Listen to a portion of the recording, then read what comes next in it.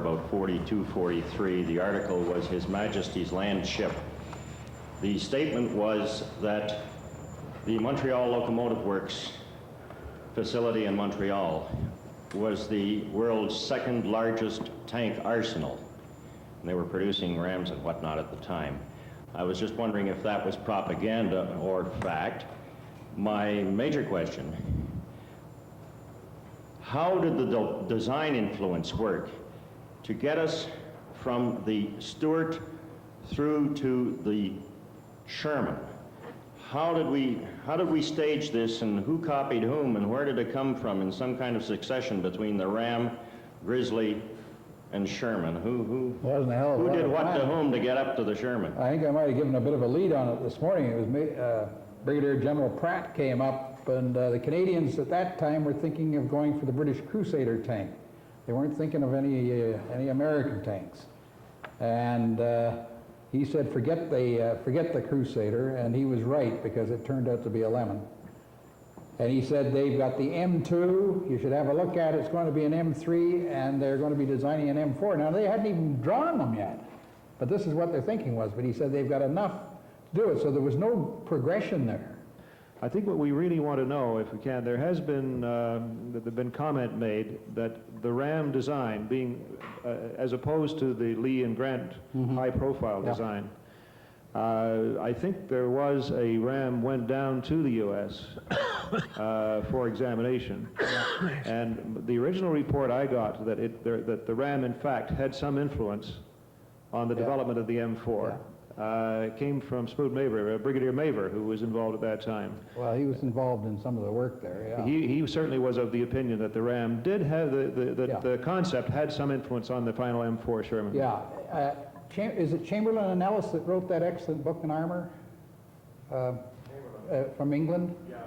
Yeah. They have the story that the Sherman, at least the Canadian design of a Sherman, went down to the States. They have their dates incorrect, because what had happened was, as Ed mentioned, Tommy Burns and Worthy, E.P. Taylor had all gone down to look at this monstrosity, which was going to be the Grant, and they came back and they were sick about it, and so they practically overnight they decided what they wanted, and I guess it was Montreal Locomotive Works. They built up a prototype of blocks of wood, I guess.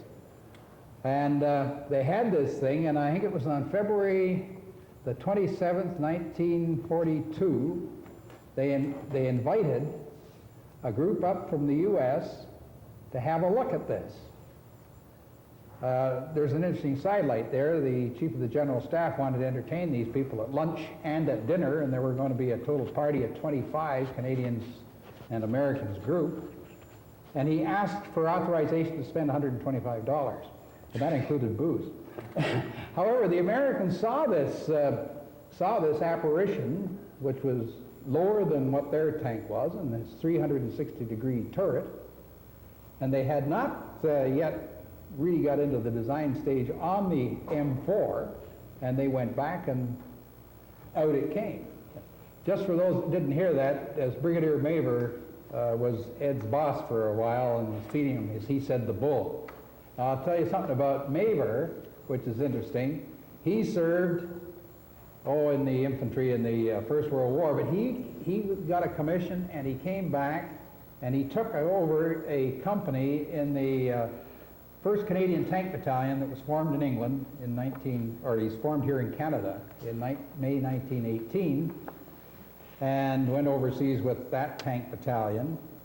And then when Worthy started up, he started to enlist anybody that had any experience in tanks, and he got Smoot Maver, and he got Jim Forgey, who was an MP later, and he got a fellow by the name of Crawford, and he got a Brit from the United States. His wife, I can't remember, his wife's name was Rosemary.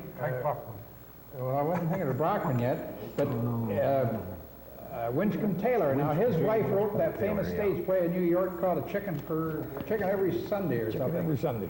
And Winchcombe Taylor, I guess he wasn't the best tank man that the British ever had during World War I, but nevertheless, that's what he was. When you were mentioning training in the early days at Borden with Vickers and I suppose Valentine's, I'm somewhat interested in hearing just what sort of maneuvers you went through when you were training with these particular tanks. And I'd be interested in hearing just what you were firing with the 2-pounder and what that weapon would do. Okay, well, first of all, I better make a clarifying comment here for the basis of the audience. The Mark 6B light tank had 2 Vickers machine guns, 303s. No, one, Was it? 10303, 1.5. 1.5 and 1 303. The 2-pounders didn't come until we hit the Valentine tank and the Matilda. So there's an age discrepancy, or at least there's a gap of age in here. So that from 1938, and I guess we better ask the experts here because they were the ones that were working on those two first Valentine, at least Mark 6Bs, and then when the 2-pounder ones came in August 1940, then we were into another picture. You want to add something there? Well, the 2-pounder, obviously the penetration power wasn't very good, obviously. It was a very accurate gun. One could shoot very accurately with it, but it didn't have the penetration and against the armor that was being used for protected armor by the opposition.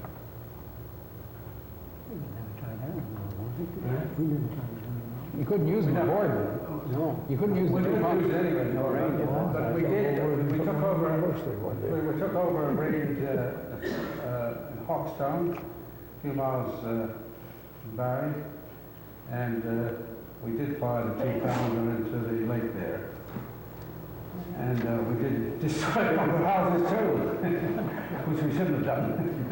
And we were sued, at least we were sued, I say, the government was sued for setting fire to a lady's property. The angles were a bit undefined anyway.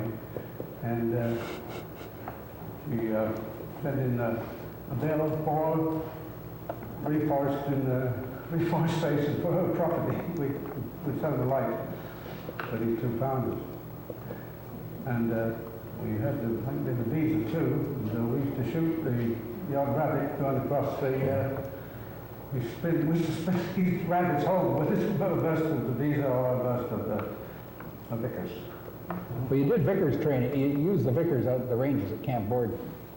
Yeah. And then when did they get Meaford for the tank guns? No, Jesus, I don't know. Oh, it would have been late 42, I guess. Yeah. Well, I was there when they fired the first shot at Meaford, the Honourable Mr. Ralston. It was a very, very cold day, and the gun was absolutely new. I could hardly open the breech block. It was frozen, as a matter of fact. But anyway, we got a round in, and he fired the first 6-pounder at the Meaford, on the Meaford range. When we got to England, where they had some proper tank ranges, we didn't do any firing with tank guns on the move. And what we would do is you'd drive along a path, you'd stop, give the direction of a moving target, and then you'd shoot. But shooting on the move with a tank, which is going like this, I don't care about gyroscopes or anything like this, you just couldn't settle your aim. Now, there were lots of experiments, lots of people tried it. Maybe they did it out in the desert, I don't know. But I know that from my training point of view, when we were at the British ranges, it was move, stop, fire, move, stop, fire. Towards the end of the Second World War, a lot of tank regiments, and Archie probably was involved in this, lined up and they fired as artillery. And it was the worst bloody thing you could do to a tank gun because a tank gun was not an artillery gun. And the barrels just went the fritz very quickly. So it's the old story. It's all right, I suppose, if you're pressed into this, but generals kind of got imbued with this idea of seeing 60-odd tanks all lined up and all going boom, you know. They all had to be laid in by the artillery. That was the only occasion when the British Columbia Regiment fought as a regiment, when the tanks were lined up hub to hub and fired over the Rhine. And we did that. It was the hardest bloody work that I've ever engaged in. We were at it 24 hours a day, and we took turns. and putting those cases up into loading the rounds into the tank and getting rid of the empty cases. And, Jesus, we were exhausted. How many pounds did that thing weigh? Or did it weigh? That's a 6-pounder. Yeah, but I mean, I was just thinking of the 75s, how much it weighed. The 2-pounders, we did have a little run on the Hawkesbury Range where the tank simply ran straight up and straight back. But I don't ever recall ever firing it moving. But in Camp Borden, when we were training on the Mark 6 Vickers tank, we had a triangular run with the machine guns, but we only fired 303. We didn't have any .5 ammunition. I don't think I fired 6 rounds of .5 in all the number of years that I stripped a .5-inch machine gun. We simply didn't fire it. But the 303, we fired millions of rounds. All of you gentlemen on both panels have had very interesting military careers and exciting. I would like to know, what was your last civvy assignment? What did you do? What are you doing now? And did your military career carry on into your civvy life? So, George? Well, in my case, I retired right after the war, and it was because my application for the interim army, which had the effect of washing out all the permanent force. If you couldn't go through the selection board process, you're out. And I received a telegram that I was overage according to the decided standards, so I saw no future, and I went back to school, took the rehab government, the DVA rehab training program. Took 3 years BA. Osgood Hall wouldn't allow anyone in unless they had the BA at that time. Took the past BA and then into Osgood Hall 4 years, became a lawyer. In practice until I retired. I'm now retired. I spent 6 months down in Florida. I have not followed the military career since, but I'm interested and I'm delighted to be here today. Roger Jobson, you did have a military career after the war. Yes, I stayed in, and I didn't retire until 1959. And then, during that time, I had a posting in Ottawa right after the war, and then in Edmonton, and I ended up, after being over in England, taking a production engineering course in 202 Base Workshop, Montreal. And after that, I still felt pretty good. So I got a job with Defense Production in what they called emergency supply planning. And I was made director of emergency supply planning for Alberta, Yukon, and Northwest Territories. That gave me a lot of moving around. There was no pressure to leave. In fact, I was pressured to remain and was offered 1 or 2 rank increase to stay. But I didn't think that was my place. That was all. I thought I'm a wartime soldier only. So I went to Dominion Engineering, doing hydraulic presses, mine hoists. From there, 2 of my people I had known in the Army, Andy McNaughton, the son of the general, and Bert Suproff, who I mentioned earlier, came to me. They were building small diesel locomotives in New York for France, and came to me when they were in all kinds of trouble with them.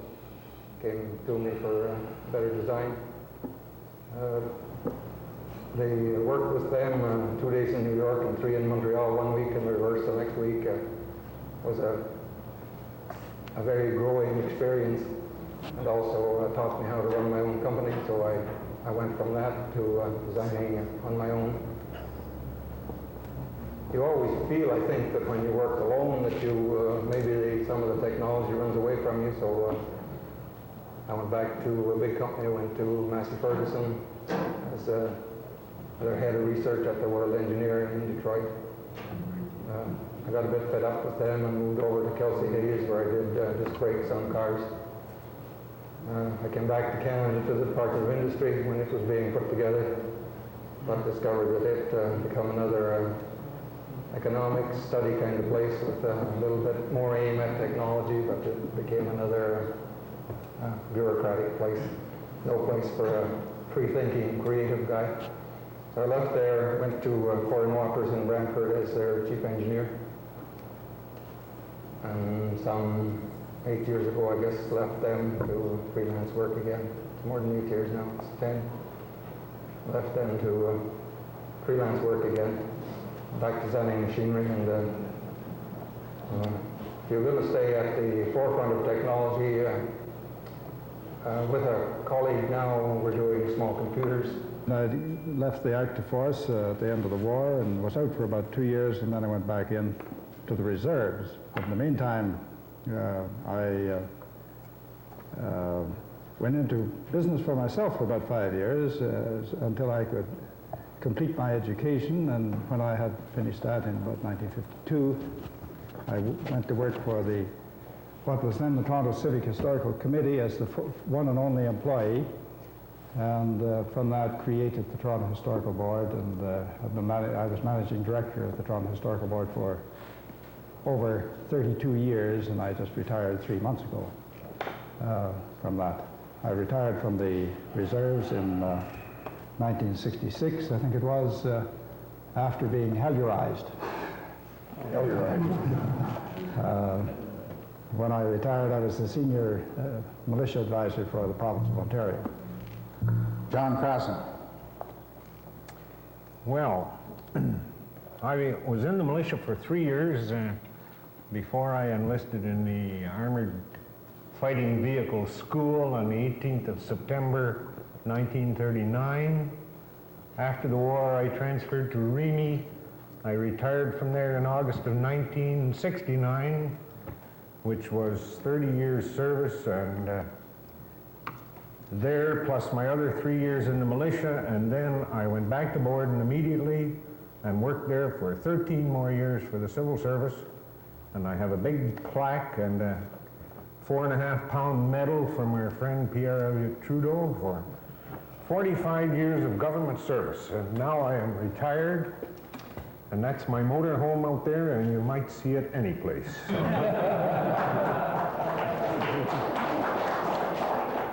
Okay, well, I graduated from high school I didn't even graduate, as a matter of fact, when I come to think of it, in 1939, and I joined the Army as soon as they started to recruit in Camp Borden. And then I got shot up in Italy, and I was out of the Army by September 1944. Went back to high school and did a master's degree eventually in history in the University of Toronto. And then from that time, Worthy picked me up off the streets, I suppose, and had me working as one of his many assistants in the embryonic civil defense organization, with which organization I remained until I quit in disgust in 1976. And you won't see me traveling around in any kind of a caravan. I believe in traveling first class on my retirement. And I'm trying to write the history of the Canadian Army, or the Canadian Armour and the Canadian Army. You still have that basically. I'm sort of a wanderer with some of the others. I was born in Edmonton, Alberta, and educated at University of British Columbia. Came down, went to General Motors Institute in Flint, and just before the war, went to New York with General Motors overseas operations. After the war, I wanted to go back to General Motors in New York, but unfortunately, I asked for $7,000 to go to work for them. Because I now had a wife and child, and living in New York, I thought I needed $7,000, and I thought my ideas were far too great, so I joined Major General J.V. Young in a cotton textile business, stayed there for a number of years, became president of J. Spencer Turner Company and Cosmos Imperial Mills, and I was also president of North America Business Equipment Limited. When the textile business went belly up, I called it quits. But since then, I've done various odd jobs for Citibank and just various things of bumming around. Like to spend 3 or 4 months in Barbados every year and just have a good time. Here, here.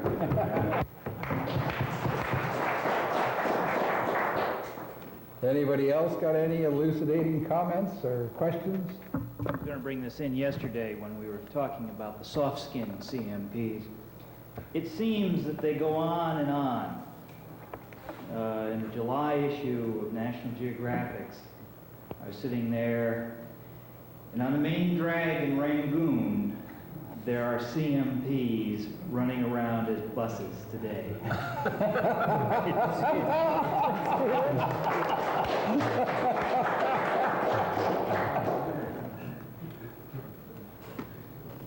Right for God's sake, right here.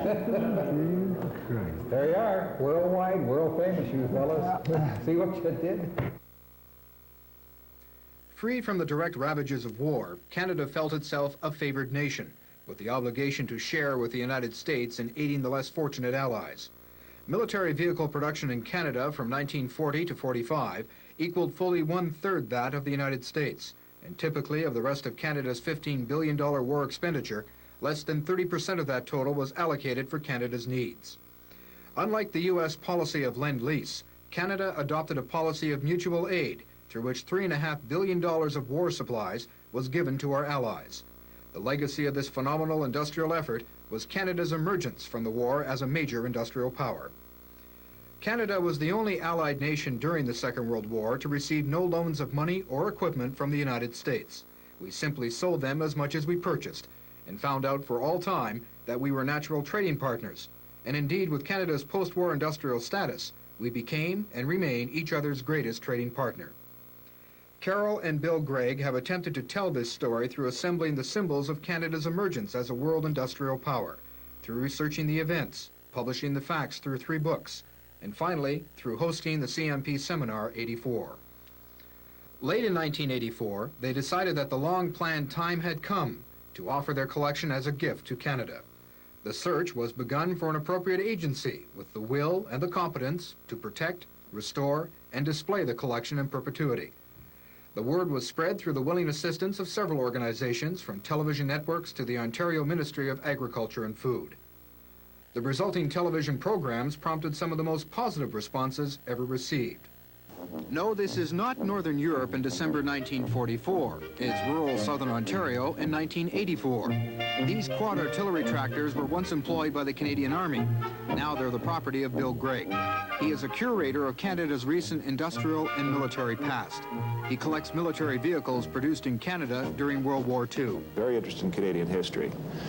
And this was a logical choice because this collection represents the first half of the 40s, which I consider to be probably the most dramatic and most important period in Canadian history, because it's when Canada really gained some integrity. Canada became an industrial power in the early 1940s. As a nation, we spent $4,000 per family on defense. We built over 800,000 guns, tanks, trucks, jeeps, and Bren carriers. Bill Gregg took it upon himself to preserve this little-known fact of our history. His only disappointment so far has been Canadian school children. We open the door, and there's this great sigh of anticipation, and then I'd give my dramatic line, and everything you're looking at is Canadian, and they're immediately deflated. That bothers me.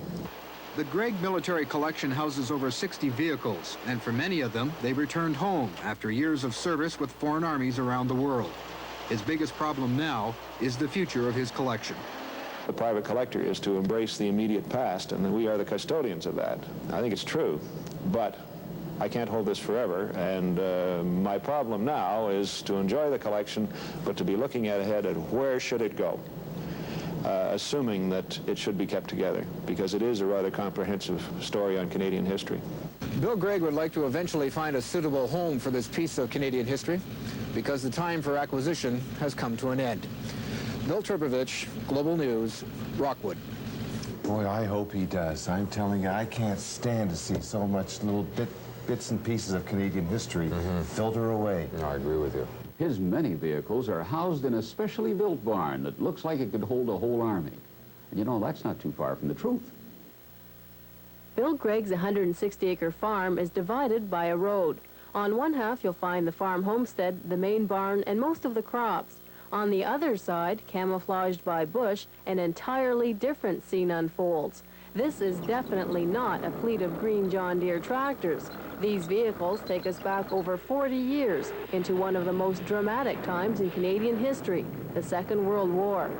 This vehicle collection is one of Bill Gregg's many hobbies. It's understandable that you might mistake the collection as representing Canada's military heritage, but Bill will tell you differently. This is the visible result of Canada coming of age industrially during the Second War. It's unfortunate it took a war to do it, but it was a very, very dramatic time for Canada. And so the theme of the collection is the industrial development of Canada during the Second World War. With a population of only 11 million, Canada was responsible for 35% of the total American war vehicle production.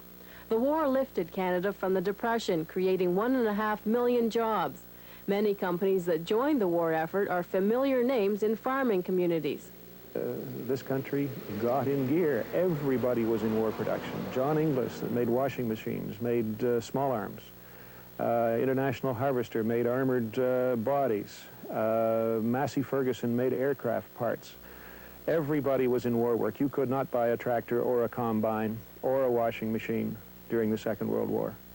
Bill has about 30 restorable vehicles. What he can get running, he does, but he does not consider it a restored collection. Instead, he describes it as comprehensive. 8 years ago, he set out to find 18 of the 160 types of vehicles produced, and he set a ceiling on his investment. But for Bill, the most important part of the collection is the people. Without them, the vehicles are simply artifacts with no soul. The people and their stories were found through intensive research and contacts while preparing the 3 books he and his wife Carol have published. All Bill's hobbies have a beginning and an end, and this hobby has come full circle. He's put the collection together and told the story. Now he feels it's time for the collection to move on. My fondest hope would be that this collection would be seed stock for an Ontario Museum of Industry. Bill has certain conditions for donating the collection to maintain its integrity. He wants to see it represented as a Canadian industrial collection, not just a military one. Bill says he's had fun with this collection, but he's looking forward to new interests that will also have beginnings and endings, as this one had. It could be Mennonite quilts. It might even be primitive Canadian art. With Bill Gregg, it could be anything, but it'll be Canadian. By August 1985, negotiations were being finalized for the transfer of the collection. The recipient gives great promise of maintaining the traditions established at Rockwood. The event they were commemorating did not bring back a flood of happy memories. There are many ways to drive in the country on a Sunday afternoon, but not everyone can cruise the fields of Ontario in a Sexton self-propelled gun. However, in this instance, the people on board used to do this quite often, 41 years ago, and it was no joyride. These are members of B Troop, 55th Battery, the 19th Field Regiment of the 1st Canadian Army. They are survivors of Normandy and the Battle for Holland. And this visit to the Canadian Military Historical Society collection in Rockwood was the highlight of their D-Day reunion. Hey, Bob! Call the Service Corps, we need more gas! For Earl McKay, the visit held particular significance because he drove this vehicle 41 years ago and actually handed it over when the war ended. He never expected to see her again. No, I never did, but I always thought I'd like to. This is really something.